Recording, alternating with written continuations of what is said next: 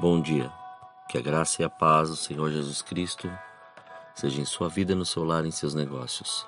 Quero agradecer a Deus por permitir entregarmos nossas primícias a Ele e juntos desfrutarmos de mais um dia dessa palavra que se encontra no livro de Provérbios capítulo 20, versículo 27, que diz: O espírito do homem é a lâmpada do Senhor, a qual esquadrinha todo o mais íntimo do seu corpo.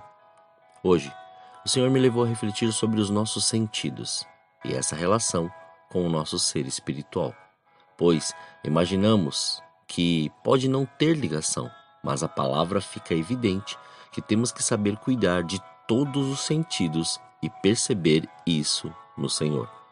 Desenvolver a sensibilidade espiritual é necessário. Se o nosso interior não for construído, não ouviremos claramente a Deus. E isso nos é dito explicitamente na carta aos Hebreus, no capítulo 5, versículos 11 e 14.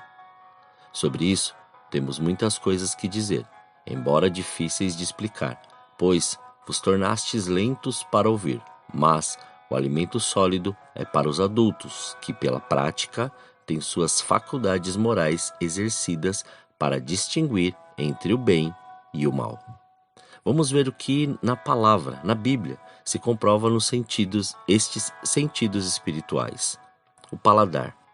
Com as tuas palavras, ou como suas palavras são doces ao meu paladar, mais doces do que o mel em minha boca. Está em Salmos, capítulo 119, versículo 103. Quando as tuas palavras foram encontradas, eu as comi, e elas eram para mim o regozijo e a alegria do meu coração, pois levo o teu nome, ó Senhor Deus dos exércitos. Em Jeremias, capítulo 15, versículo 16. Agora, o tato.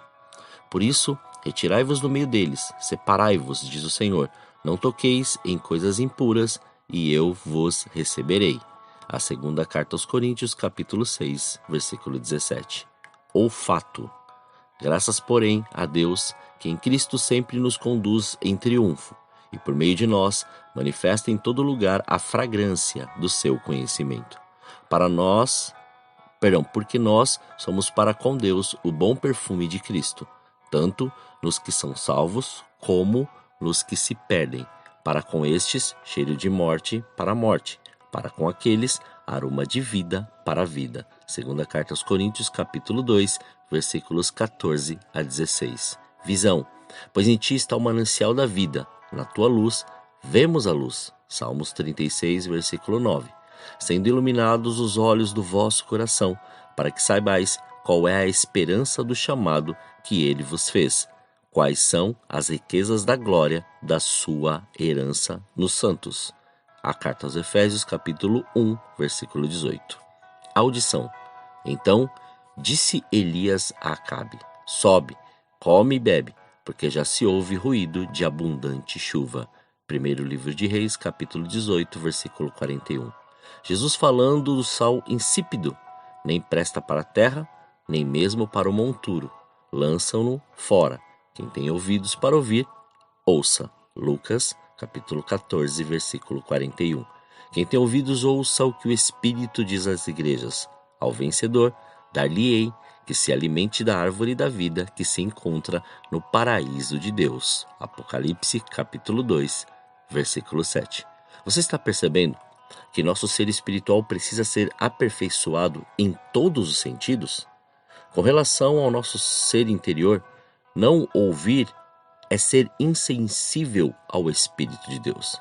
Jesus esclarece isso no descrito relatado no Evangelho segundo Mateus, capítulo 13, versículos 13 a 15, que diz: Por isso, lhes falo por parábolas, porque vendo, não veem, e ouvindo, não ouvem nem entendem, de sorte que neles se cumpre a profecia de Isaías: ouvireis com os ouvidos e de nenhum modo entendereis. Vereis com os olhos e de nenhum modo percebereis. Porque o coração deste povo está endurecido. De mau grado ouviram com os ouvidos e fecharam os olhos, para não suceder que vejam com os olhos, ouçam com os ouvidos, entendam com o coração, se convertam e sejam por mim curados.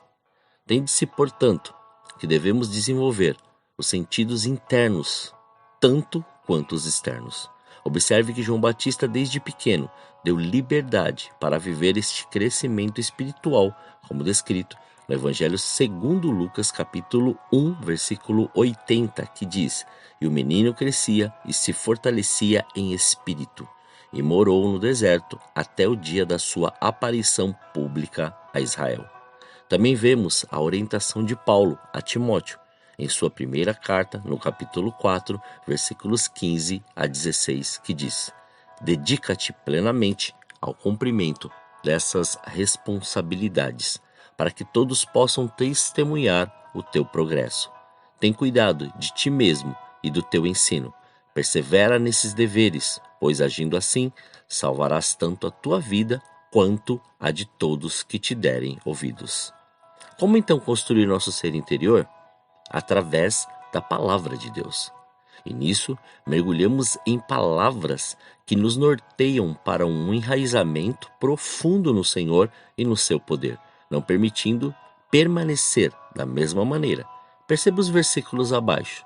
O primeiro, descrito na primeira carta a Pedro, ou de Pedro, no capítulo 2, nos versículos 1 a 3, que diz: "Portanto, livrando-vos de toda malignidade e de todo engano, hipocrisia, inveja e toda espécie de maledicência, desejai o puro leite espiritual, como crianças recém-nascidas, a fim de crescerdes por intermédio desse alimento para a salvação, se é que já provastes que o Senhor é bom." Atos dos Apóstolos, capítulo 20, versículo 32, também diz: "Agora, pois, eu vos dedico aos cuidados especiais de Deus e à palavra da sua graça, que tem o poder para vos edificar e dar herança entre todos os que são santificados." E também a carta aos Hebreus, no capítulo 5, versículos 8 a 10, que diz: "Mesmo considerando o fato de dele ser o Filho de Deus, aprendeu a obediência por intermédio das aflições que padeceu. E, uma vez aperfeiçoado, tornou-se a fonte de salvação eterna para todos quantos lhe obedecem, tendo sido nomeado por Deus sumo sacerdote, segundo a ordem de Melquisedeque."